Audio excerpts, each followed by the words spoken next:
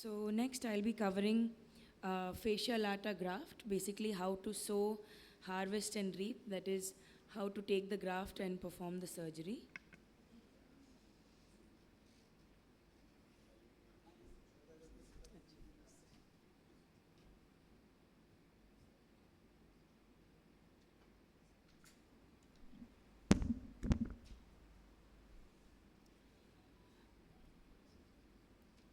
So how do we decide when to do a frontalis sling surgery?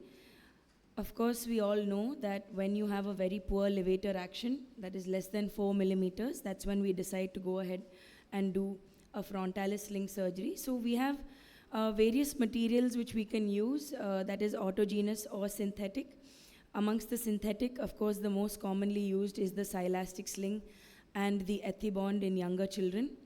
And the fascia lata sling is something that we do for severe ptosis, and now there's a frontalis flap which is also done for the same. So when there is a poor levator action, of course we go in for this surgery, but fascia lata is preferred especially in bilateral cases such as these, that is in blepharophimosis. Now, with severe bilateral ptosis, you can also opt for a frontalis flap surgery. However, it's been done in the recent years and it doesn't have too many studies yet on how it does in the long term. Now, some of the disadvantages with a synthetic material is that it can drop after a few years and needs tightening.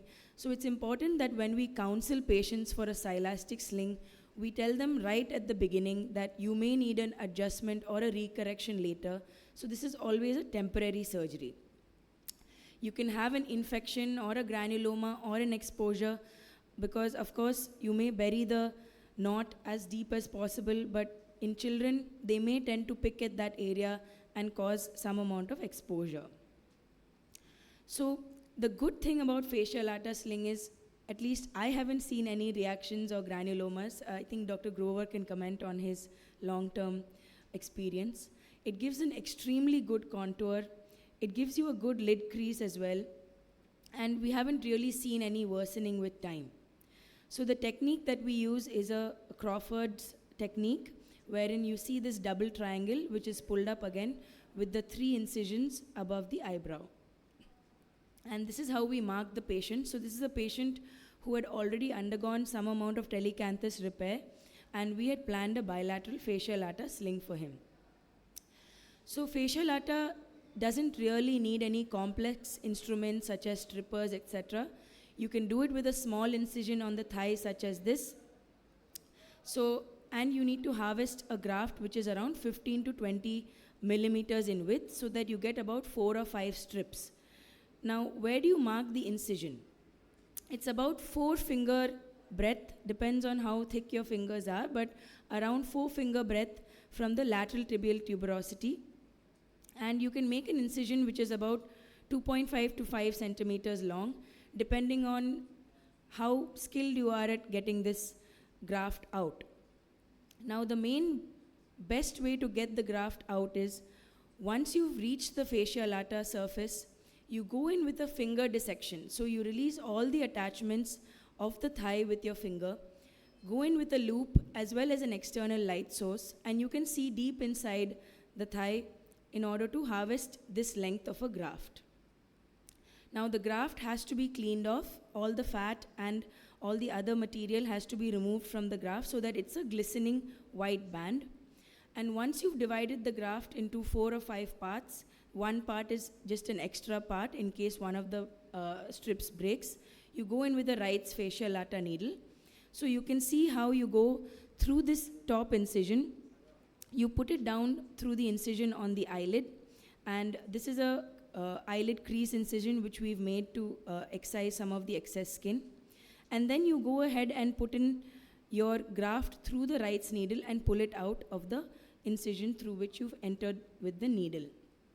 So this is how it would be once you've passed it through the eyelid and through the, once you've done the double triangle part of it. And then some people don't do this passing it through the upper incision, but it's better that way. It kind of has a longer stability. So once you've passed it through the 2 incisions at the eyebrow, you can then go ahead and pass it through the upper incision and tie it off there. It's important to secure the knot with a 5/0 vicryl suture and have a nice 2-layered closure of the thigh as well, because even though this is just a single incision, you can have some amount of gaping. So it's important to remove the sutures alternately at the first week and then remove the rest of the sutures after 2 weeks. So a fascial Lata sling surgery isn't as difficult as it looks. It's basically harvesting the graft properly and then going ahead and passing it like any other frontalis suspension surgery. So I'll just forward this video to the part where we're harvesting the graft. So this is the incision which we make. You go ahead and dissect through the dermis and through the fat. And once you find the fascia lata, you go ahead and open up the bit of tissue which overlies it. And you can straight away go in, if you have people retracting on either side, go ahead and excise it, clean it off like I mentioned. And then once you've cut it into strips, you can pass it through each of the incisions to give a very nice contour. So the other thing which goes to give a nice contour is, of course, dissecting all the incisions well. So dissecting the 2 eyebrow incisions on the lateral sides 360 degrees gives a very good contour. And at the end of surgery, you can have very gratifying results such as these, where a person who has severe frontalis overaction, all that is abolished after surgery when you open up their visual axis. So I'm showing this picture just to show you how you should take care of the patient after surgery as well. You put in a nice frost suture because, of course, in any congenital ptosis, you can get exposure when you correct these patients. And these give a long-lasting contour, a very nice result. And of course, there is some amount of lag of thalamus, although it's debatable whether it is less lag of thalamus than a silastic sling or not. Now, in blepharophimosis, like I mentioned, it again has long-lasting results. But the main point of doing this in blepharophimosis is the fact that you're abolishing the frontalis overaction and you're giving them a lid crease. So these are some of the cases. Now, the issue with this is sometimes you can have lid lag, but if you do a bilateral surgery, it would be a symmetric lid lag, so the patient won't really complain, and that the lag of thalamus is minimal. In some cases, you can have an undercorrection. Overcorrection is very rare, and you can have a poor contour very rarely in this procedure. So, in children, it's again a debate that can we do it in children below 4 years of age? Yes, you can actually do it below 4 years of age as well. And when you compare it with a silicone rod, the repeat surgery rate is slightly more with the silicone rod, but the main thing is that the results are comparable. So if the patient is okay with getting an incision in their thigh, you should definitely go ahead and do the frontalis suspension. So doing a frontalis sling surgery, especially in patients with blepharophimosis, really improves their confidence and gives them the ability to face life with a slightly more normalized appearance. Thank you.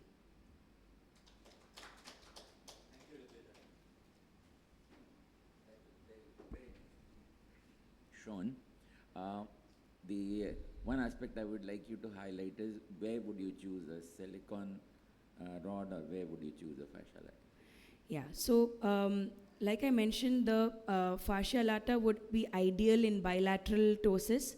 The silicone sling is probably ideal in unilateral cases of ptosis. And also in these syndromic patients, bilateral is more preferred because you can go ahead and take one graft and do the surgery on both the sides.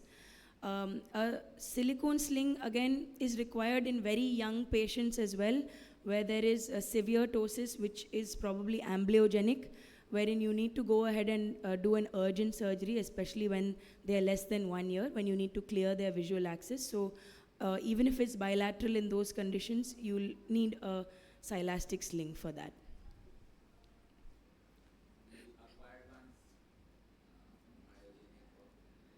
Yeah, so in myogenic ptosis, again, once the disease has sort of been there for several years, going ahead and doing a frontalis sling, either way is fine, but a silicone sling is something which is slightly better in those conditions because you can't really reverse a fascia lata graft that well, whereas if there is a motility restriction, it's better to do a silastic sling because then there is a possibility that you can reverse it as well if you're finding any exposure or anything like that developing.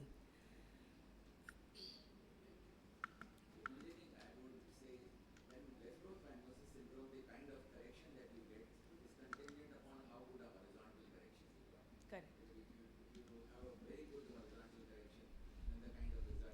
Yes.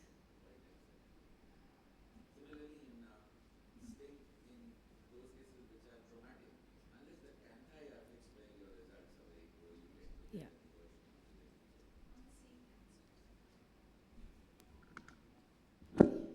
Okay. Yeah, my question is blepharophimosis again. So as you said, canthoplasty, and then it give a good contour to the upper lid. Would you do it in the same sitting, the canthoplasty and the lift? Only in cases where I'm not doing a transnasal wiring. So if there is a great horizontal stretch, then I would not do it. For the milder, moderate cases where I'm only doing a medial canthal ligament tucking, I would go ahead and do some cases.